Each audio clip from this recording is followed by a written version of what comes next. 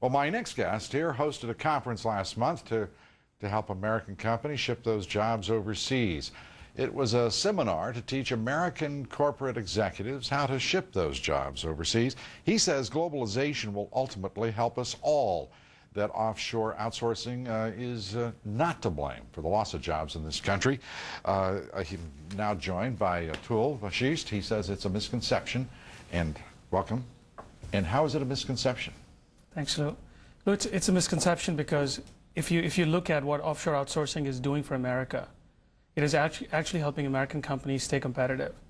It is helping them lower the cost of products and services, and actually it's improving the buying power in our nation. How does it, I think I understand the, if you will, the premise of what you're saying. But when we watch, and as we document here, literally hundreds of thousands of jobs being shipped to cheap overseas labor markets, those jobs are replaced typically by salaries that are 30% lower, and there is no migration up the value chain, it's down the value chain. So how does that help America? You know, there's no denying that in the short term we have a problem. And I think the industry, the government, and the companies are still not doing enough. What I can tell you is that our clients are starting to do things to combat that. Like and what? For example, some of the things our clients are doing is they're actually putting money into retraining.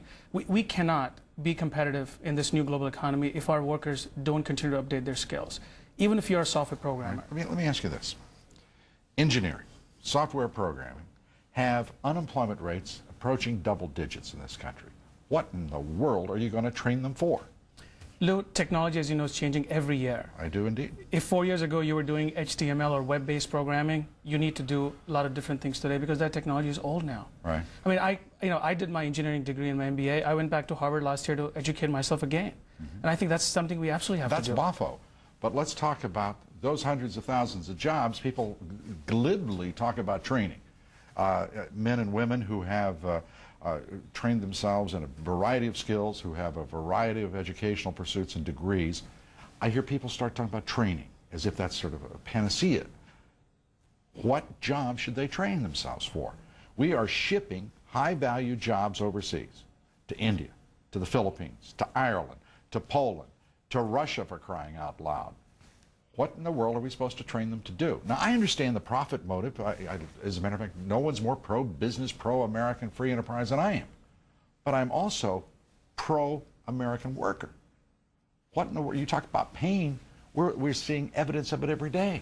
Yeah, but Lou, if we don't focus on R&D investment, on training, we can't just put up our borders and imagine that these jobs will stay. In fact, companies are going bankrupt because they're not taking advantage of these lower cost markets. Because somebody else is that right? Right, exactly. So there's, but you know. So what you end up is a race to the bottom, as it's been styled.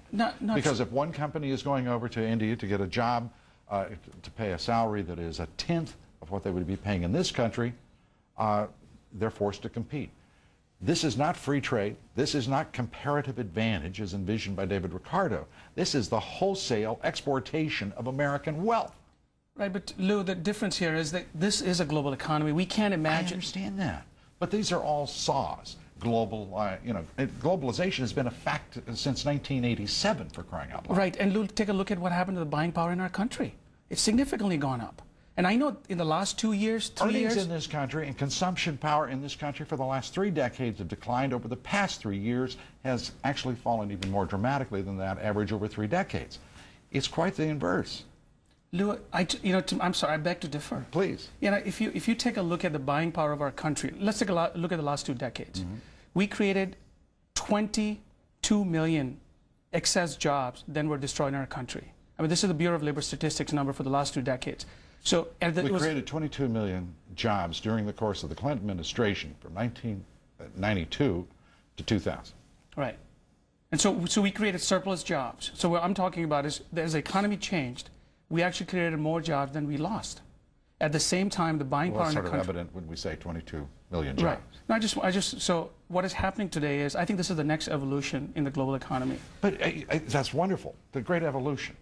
If you believe that the United States should be shipping its wealth, its jobs, its standard of living, and its quality of life to third world countries where there are no regulations for environment, no regulations for labor, no standards that is a requirement here in this country. The logical extrapolation, it seems to me, Atul, is that if we are going to compete fairly with fair trade in a globalized market, it seems to me that India, the Philippines, Mexico, a Central American nation should have the same standards, don't you? Otherwise, we're competing simply on the price of labor. Lou, I absolutely agree with you. In fact, if you look at the service industry which we participate in, these companies are paying higher average wages than the local counterparts. I mean, so if you look at what's happening in India or China. You're saying American companies are paying higher wages in other countries than native companies. Well, the American companies and the local companies that participate in this business. So companies like Infosys or Wipro, all these companies in India, they're paying better wages than the average people get in that country. The average Indian company does. Absolutely. But why in the world do 10 million Americans who are unemployed in this country give a damn? Well, Lou, here's why they give a damn. Because if we don't do this, if we don't continue to innovate and let our companies be successful, we will lose more jobs in the future. Wait a minute. You're not innovating. You're not being more efficient. You're talking about hiring cheaper labor. Those are only code words for cheap labor. McKinsey did a study, absolutely, as you're aware of, and what is the bulk of the gain for American companies? Well, it's from labor. In labor savings. Well, a bulk, but don't forget the other. The bulk, as in 70% of it. Right, Lou, but what happens to the money that comes back to our country? What money?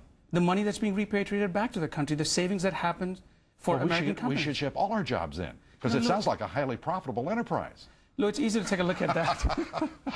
Atul, I understand your position. I understand the profit motive. But corporations have a stake in this country, do they not? I absolutely agree. In fact, and they have a stake in the community, in investing in their people. They have a responsibility because they're the beneficiary of this national American economy. Lou, I absolutely agree with you. In fact, one of the things that has not happened yet is that the industry, the associations, and the companies have not come together to address the displaced workers. Now, I can tell you, like I was telling you before, some of our companies are doing that. Apart from training. That's a wonderful paternal outlook. But what I would much prefer to hear business people, men and women in this country, running corporations, and folks like you trying to make a dollar. You have a responsibility to this national economy. This is not just a marketplace. It's a nation, right? Absolutely. I'd love to have you come back and talk some more because we're out of time here.